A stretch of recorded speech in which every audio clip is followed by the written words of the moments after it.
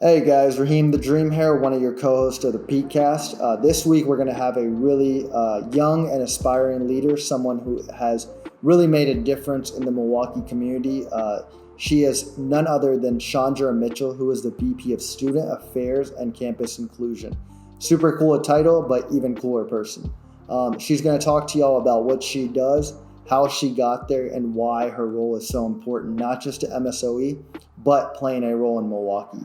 Strive is really happy to be a partner of MSOE, but super excited to have Chandra on here and really talk about how she's played a big role in this partnership. So stay tuned and really enjoy and soak it up.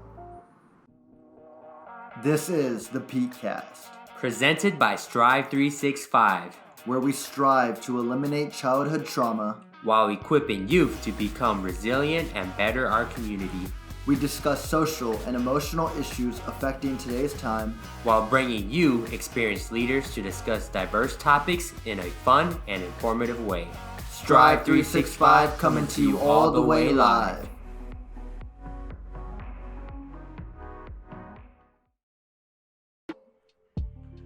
Strive 365 coming to you all the way live. Welcome to another episode of the Peakcast. This is JP Kato Casey with my great co-host Hassan Raheem the Dream. Hassan, who we got today? Man, someone who we just met about a year ago, but has already made a huge impact towards our organization and just the community in Milwaukee. We have Shandra Mitchell, who is the VP of Student Affairs and Campus Inclusion, which I thought that title, the second part, was super, super cool. First of all, guys, make sure you congrats Chandra. This is something she recently got promoted to, well deserved. So super happy to have you on and hear about your journey and how you've really impacted the community.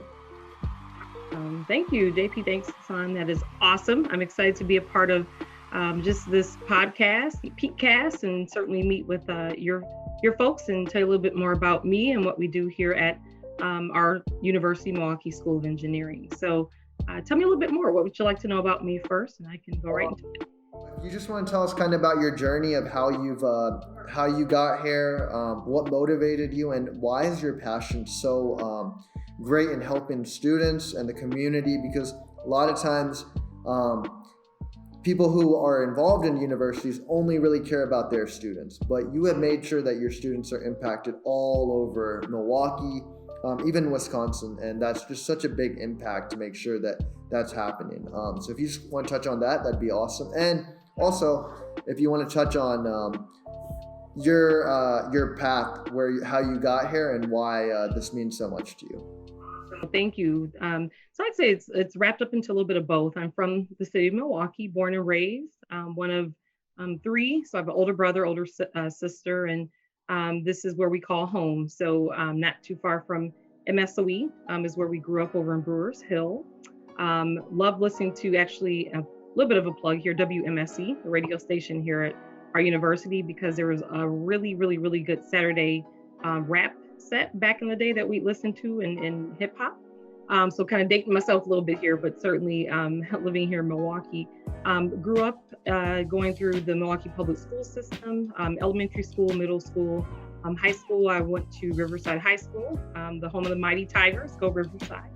And then after that, I decided to go off to college, and I went to University of Wisconsin-Whitewater, where I majored in broadcast journalism.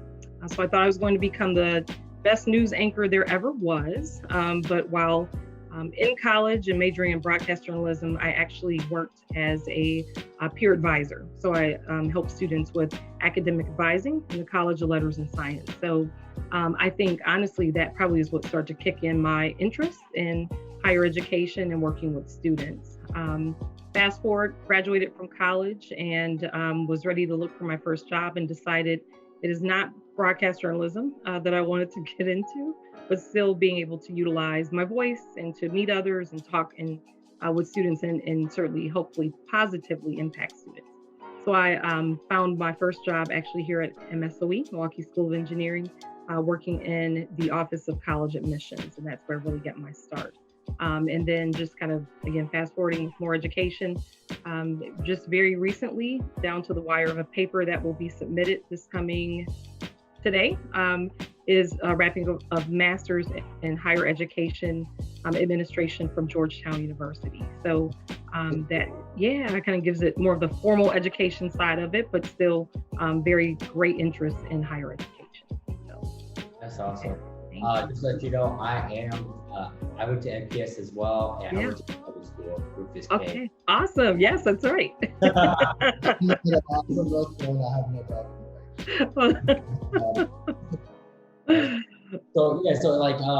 So was that your passion, or was there a certain example of what led you to that, or just like what piqued your interest for it? Yeah, that's a great question. So certainly, I working in higher education as a college student myself, I think I just understood that there was just a deeper need for connecting students to the pathway through college. But then also looking at myself coming up, as we talked about, through the MPS school system. I loved Riverside. I liked what it had to offer, but I still knew that there was just a need for a deeper connection to get our high school students into the pathway of college. And so that's what then brought me into my area of working in college admissions. So in college admissions, again, when it was time to visit the high schools, you go into the classrooms, you talk about your university that you work for, I knew that I was really committed to getting into the Milwaukee public school system. Because in my thought process, or just my opinion at the time, I just felt like we just have to do a much better job at making sure that our students here in our own city have a source of empowerment and awareness as to what college even is, and how to get connected from the college perspective. So again, not just only from the education perspective, but really opportunity. So whether it's to stay in the city of Milwaukee or to get out of the city of Milwaukee, as long as I knew that I could help students along that pathway to guide them somewhere, that was really that certainly gave me that source of passion and opportunity. That's awesome. Crazy how life works, right? How you end up just going towards your passion. You didn't even know. You thought you were going this way, but you end up going this way, which led you to where you really were supposed to be. So that's awesome. So we go to our section. It's called the facelifts. It's called faces because it's supposed to turn your frown upside down and make you smile, which you just did. Man, it works every time. Right. So faces are, Strive 365's key values, and faces is an acronym, so it breaks down to foster resilience, act with empathy, cultivating change, establishing trust, and then serving youth. So can you give us an example of, how do you use some of those key values in your daily life or what you do today? Yeah, that's a great question. So when I think of foster resilience, I think through so much that's happening right now in the world. And so whether it's been through social justice, or I would have to say injustice, to the pandemic, to disparities in healthcare, education, there's just so much that we think about. Foster resilience, I think my opportunity is really to educate myself in what's going on in the world, making sure that I'm challenging myself as well as my staff to look at the ways that we can assist our students in that area, assist ourselves. Of course, self-care is important. But I think making sure that we take time to step back and think through the method of opportunities for coping, and just looking at an opportunity for us to reflect upon what's happening. And so I think that's just one example in the work that I do. Certainly acting with empathy, because I work directly with students, and so my opportunity is presented with me daily in terms of things that I usually say in this work is what's on your calendar is pretty easy to work through because it's scheduled. It's meetings, you pretty much know to be prepared. But the things that are not on your calendar, those are the things that really starts to challenge you in this work of working with our students. And that's really taking the time to have a space and be a listening ear for them, and acting with empathy, making sure that you understand what it is that either they're going through, or even whether it's one of my staff members. So I think just certainly, the mechanism itself certainly has been helpful in my work, as I've been, of course, working with Strive 365, but just certainly impacting our students, definitely. That's great because, like you kind of said, it's just taking a step back to listen. Right. And you're in a role where a lot of times, you have so many other big things to worry about. But taking that step back and saying, you know what, this is big. Each student itself is so big because they're each so important to this university, to this community, to themselves, to this world. So that's great that you can step back and just say, hey, let me understand what's going on. So that's great. You said one thing that really, really hit me earlier, and I'm going to move on to the next part of our podcast, which is our big part of our podcast. So today's topic is talking about empowering in the community. And one thing you said that really hit me, and I don't know if it hit you as well, you said that you wanted to use your voice, even though it wasn't in broadcasting, that your voice was still such a strong piece. Can you touch on how, as a leader, you've been able to use your voice in the role you're in, and just as a person in this community and the university and everywhere around you? How have you used that voice to help other students also feel like, hey, you can use your voice as well? I'm here to support you. Embrace what voice you have and express yourself, please. Yeah. So certainly using my voice, I'd start out with personally is just my journey as I talked about in my role. That voice is used daily, whether it's through meeting with students, certainly again in this role of campus inclusion, which I know you talked about, kind of that two-part of my role here, student affairs, and then also campus inclusion. Campus inclusion side is still fairly new for our university. So I think there's been great opportunity just to even help the university find its voice and where we play in the space of social justice to being inclusive, diversity, equity, and creating a sense of belonging.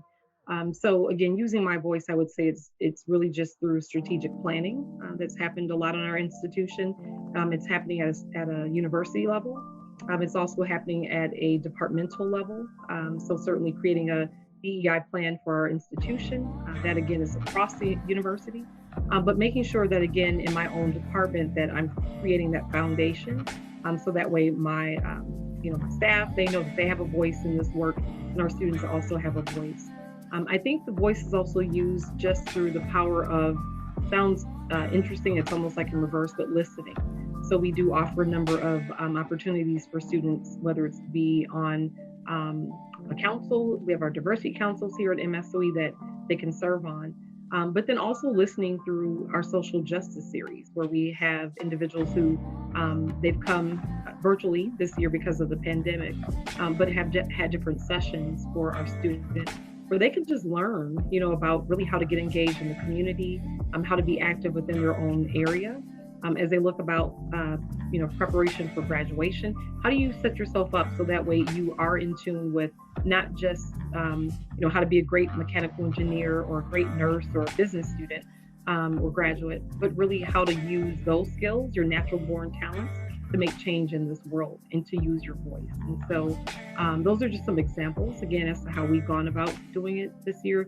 Still very new for the institution, but exciting ground to be a part of. I know you touched on being empathetic and also listening to your student body. What are with this new era of COVID-19, what are some issues you guys been hearing with the student body? What are the struggles they are going through right now? Great question. Certainly the age of all things this computer, right? So whether it's Zoom, we're a Microsoft Teams university, we are teams out and they are teams out for sure. We're as an institution, kind of sounds like I'm putting in a plug here for our university, but we're a small institution. So we're a hands-on institution. When you apply to get into MSW, you're going to start in that major right away. It's been tough for students to have to pivot in what they've been used to being in a classroom for actual dialogue and interaction face-to-face to now have to do it through a computer. So they're tired in that space. Of course, an inability to really gather, I think in a meaningful way. Right now, we're starting to get back to some small gatherings here on campus, but what used to be just great opportunity for athletic games to social activities, they're stressed when it comes to that space. And then I think, certainly as I've talked about before, and we're all no stranger to it, would be social justice issues that have happened and just the climate in which we are in right now. It's been a lot. It's weighed down a lot for students. I think, again, just trying to find where do they play a part, where can they play a part, Am I welcome to, even if I'm not in support of some of the things happening, if I'm in opposition, will I be welcomed enough to have a voice in opposition? So I think those are just some of the things that our students have certainly expressed, that they're, pretty tired. The other piece too, I would say, is just, wearing a mask. That can be a little tough. They're human. They want to eat and hang out and talk and socialize. So sometimes it can be tough when that mask is kind of that barrier to seeing face-to-face smiles and great dialogue and conversations with your peers. Yeah, just a quick example. My cousin, he's a freshman in college in Minnesota, and he's so far away from his family, and he's like so homesick because he's always stuck in his dorm, and he doesn't have the opportunity to go out, make new friends, and socialize. So he's always calling his mom like, I'm ready to go home. I have no one to talk to. It's so lonely here, and so I feel his pain. And then think about if next year he goes into school, sophomore year, it's like starting over again, and you have to make new friends, and you have to socialize, and it's like a year of not socializing. It's like exactly. No, I'm glad that you shared that story. I don't mean to go on longer, but I have a niece who's a freshman in high school this year. So we were talking just last Saturday, and she was sharing something very similar where, she's been online. So of course the end of 8th grade ended with no real celebration. There wasn't a graduation. We tried to do a little something for her. But you just think about what's that change that our students, again, here we talk about resilience, that they've had to basically just bounce back and get into a whole new chapter of life. And so she had shared that. It touched my soul when she just said, I go face-to-face to school. They just started back face-to-face. But she's like, the building is big. I had never been in the building yet. So you think about how we had at least the opportunity in the month of September or maybe August to get familiar with your new high school, and she didn't. And so she said, I keep getting lost in the hallways and trying to figure it all out, this locker combination. There's so much that our students have really had to endure. And so certainly, if I could give a virtual hug to all of them, I definitely would, because I know there's just a lot they have to certainly learn to cope with. Well, we appreciate you sending the positive energy to your students. So hopefully you guys who are hearing feel the positivity, because this woman really is making a change as a leader and really working hard to make sure that things go in the positive direction. One thing that really stuck out to me immediately, right when we got the opportunity to come to MSOE for a couple of trainings with the RAs specifically, that I remember, diversity just hit me immediately.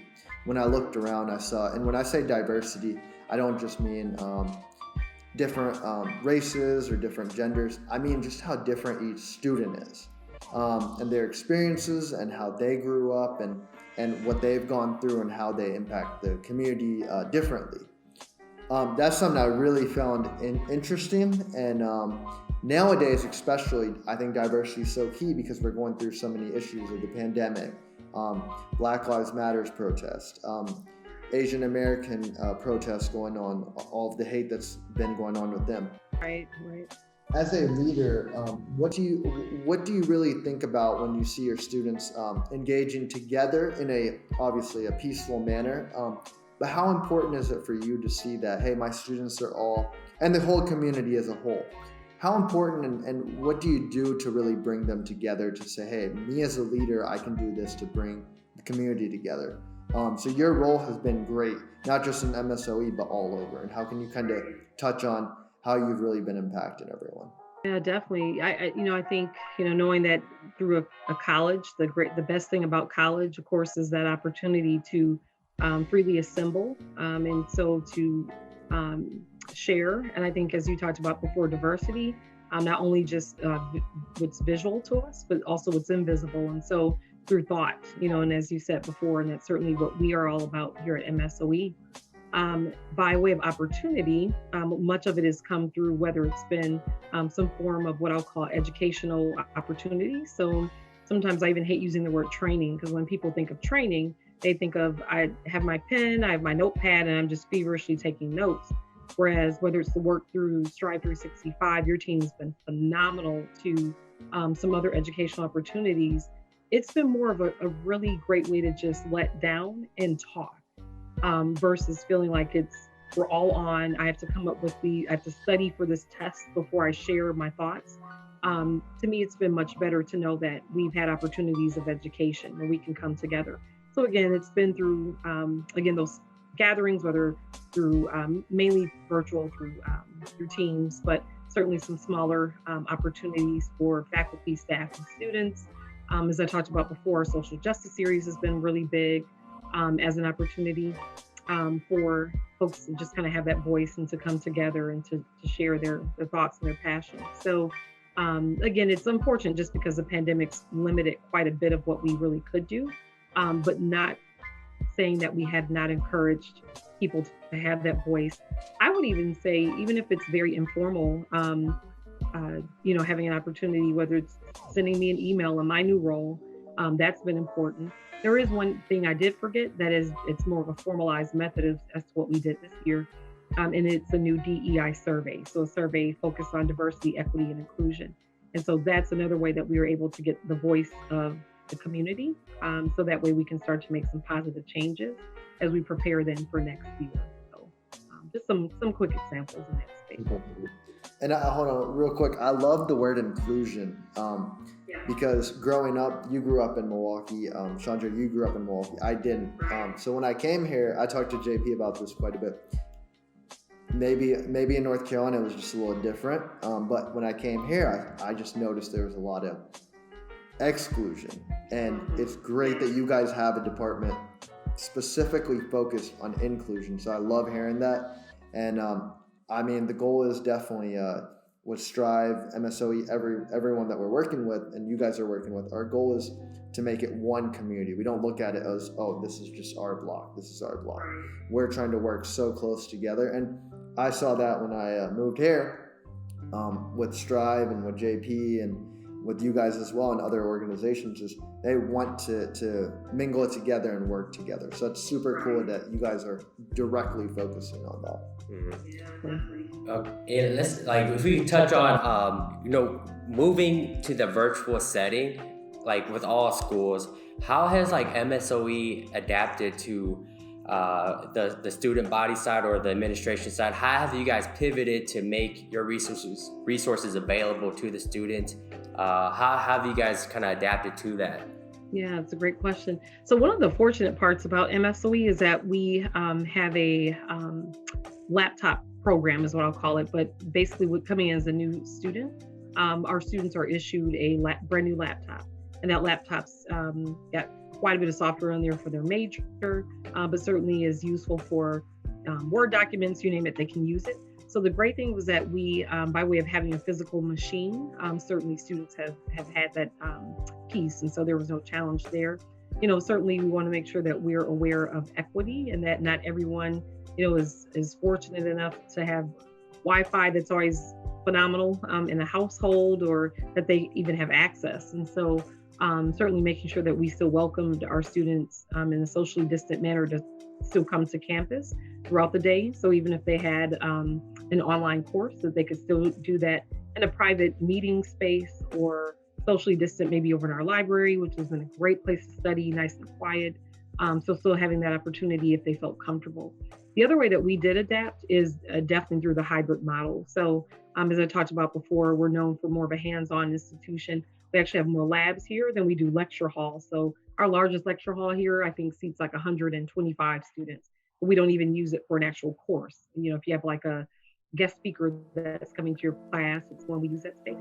But otherwise, our classes are small. So your labs were still face-to-face, but very scaled back. And then you have a lab partner. So let's just say, JP, you and I are lab partners, and we have course Monday, Wednesday, Friday. You might pop into the lab on a Monday, I'll pop in Wednesday, and then you pop in Friday. We just kind of rotate that way.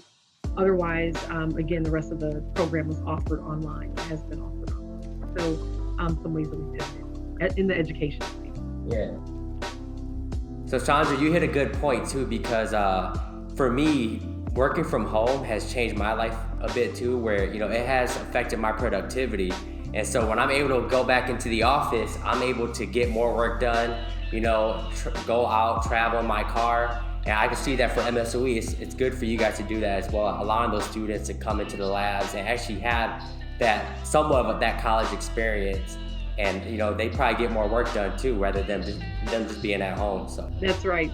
You at least have some opportunity to what I'll call separate home life from work life, and you hit the nail on the head, JP, where you're give a routine. You're getting up early in the morning. You have that feeling of at least my dining room doesn't have to be my office, and my office doesn't have to be my dining room. And I get it. A lot of people have had to make it work, and it's no knock on how they've had to operate. For someone like me, I know definitely the moment I could pop back into an office, I did it right away, just because I kept eating and kept getting distracted. So. Or not to, right? But yeah. Or not to. The COVID-19, the 19 for me stands for something else. So the freshman 15 was better, I guess, right? By 4 pounds. So the next section of our podcast is another situational dive. So we use a concept called COPE, one that we've really used a lot when we've been working with you guys. Because COPE is a proactive versus craft being reactive. So COPE stands for communication, offering, positivity, and empowerment. Which is funny because Shandra told us she already knew it before when we were talking earlier. Like, okay, you know what? She knows it. We don't even need to go over it. But Shandra, if you can touch on a situation where you've had to use one of those concepts of COPE, that'd be awesome to hear a story about. Sure. It's a great question. I think, let's go with, because they're all each very seriously empowering. I think, I would use empowerment maybe as well. I'll step down that path. And this will be a little bit more large scale, but looking at the work that we're doing here at the institution surrounding what we call DEIB, diversity, equity, inclusion, and belonging. It's been, and it started out as such a journey and a foundation. So planting that journey and going along the journey, planting the foundation included developing a statement of diversity for our institution, and then also a full commitment towards diversity. And so we have our faculty and staff diversity council and our student council. What we were able to do is, as I came into this new role, is work with our councils to develop the definitions, or MSOE's definitions of diversity, equity, inclusion, and belonging, and then also create the smaller statement that's something that's a little bit more digestible and kind of easy to see, things of that nature, and then also longer commitment. I bring that up because it was not work that I did in a vacuum, and it wasn't just about Chandra's version of what that is to me, but rather getting the voices and empowering the voices of our institution, our members, to be a part of that process. So how do we see those words literally coming to life on our campus, not just being flat on a piece of paper?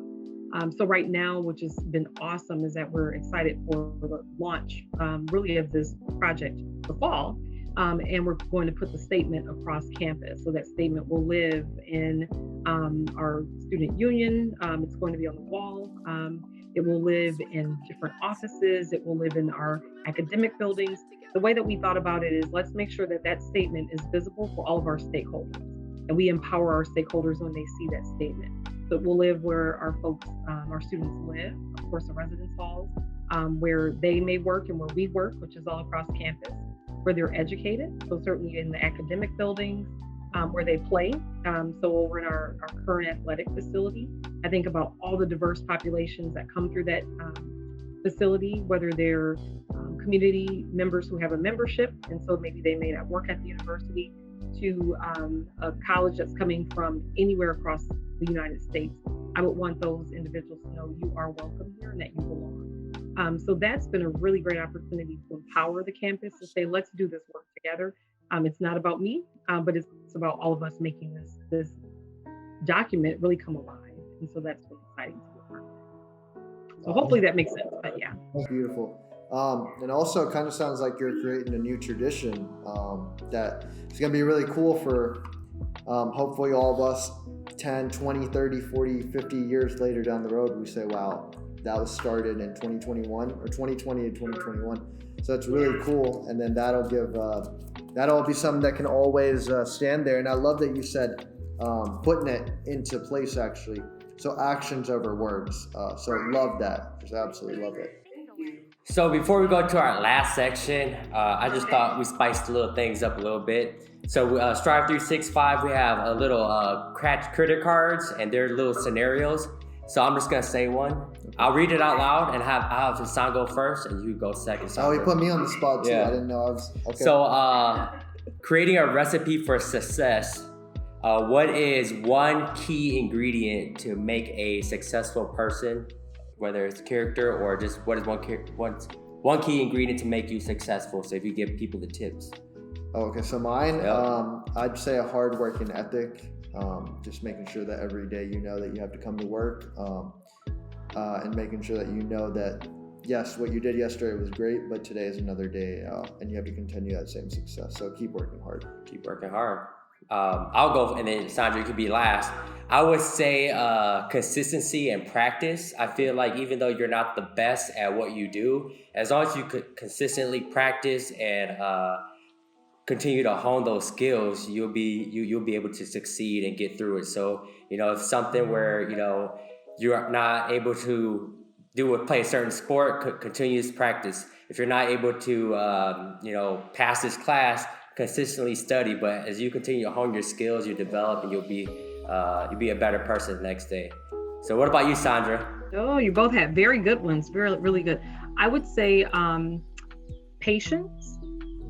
Certainly is a great ingredient, just because it doesn't happen overnight. I think again, both of you hit on it. You have to have all of those things, knowing that it takes that time, dedication, consistency, a great work ethic, and be patient with yourself. You're going to stumble, you're going to fall, but don't focus on those failures. Focus on those small wins, and know that that's what's really going to keep you striving, right, and to do well in that space. So look at that. You see how I did that? Yeah, I saw it. That's why I smiled. I like that though. Patience. A lot of people forget about that. They think I have to just jump, but that's super cool to think. Yeah, that it is a journey and step by step. It's like a ladder. I always think your hair. Sometimes you may go back, but just keep climbing. Keep going. Yeah. So JP's going to give you the coolest part of our podcast. Yep. So the last section of our podcast is called Shout It Out. So Sandra, you have 30 seconds to promote whatever you want. I'm a stickler for time. I'm going to set a timer right here. So you got 30 seconds. And here we go. Right. So I'm going to shout out Milwaukee School of Engineering, MSOE, one of the coolest institutions in the city of Milwaukee. I served in the College of Admissions for 15 years. So I'm just going to tell you a little bit about why you should come to MSOE. We're a 4-year private institution, a lot of great scholarship. It's affordable. Sometimes people get afraid of the price tag. Don't look at the sticker, because it's all about the fact that everyone who comes to MSOE receives a merit-based scholarship. You will start your major on day 1, so you won't have to worry about a separate application to get into your program. And when you get out of here, you'll make great money, but most important, you'll have a rich experience. You'll meet a lot of great people. You're in a phenomenal city. Stay close to home and stay in the city of Milwaukee to really make an impact. That impact can be in engineering, nursing, business, math, as well as our user experience program. So great stuff. Come to MSOE. Awesome. That's a good shout out. I think the one that caught people's attention is you'll make great money. What you think? Hey. Yes. What caught me a while back, I really liked hearing that you guys have so much interactions, and it's hands-on. So that part definitely, guys, if you're a hands-on person and you like not just being in a classroom hearing lectures, this is the place to go. That's right. Yep, definitely. Real Can I life. do one? May I cheat and also do another shout out? I just want to shout out Strive 365. Your team's phenomenal. Honestly, everybody that we've met, our folks over in Res Life love you. We certainly, hint, have some things planned to work with you for next year, continuing on. And our new DEI website, I should have shouted this out. We did put you guys on there as one of our allies and one of our partners in the work that we do. So you're certainly on our website. So thank you for what you do. Thank you, guys. It's been a pleasure and a beautiful partnership that we know that our goals align and we want the same thing. So, Definitely. and only greatness will come out of this. So guys, we want to just say thank you so much, Shandra, for coming on. Thanks for having me. Yeah, thank you for the insight, showing what a great leader you are and who you will become and where you will take this community. So guys, I really want you to take that as a community. It's so important to stick together, to grow together, and know that as a community, we can really, really make an impact to not just yourself, but those around you. And seeing a leader who had the opportunity, I'm sure many opportunities to leave, go out of Milwaukee, she knew it was so important to give back to those around her who gave her the same opportunities. And now it's amazing to see MSOE and Strive working together to help these youth out. And the youth, you guys are our future. So we're just looking forward to seeing the difference you guys are going to make and the impact. So together, let's just continue to keep improving and building towards greatness. Strive 365 coming to you all the way live. Thanks for listening to the Peakcast. Don't forget to hit the like button and subscribe to our YouTube channel for the latest content.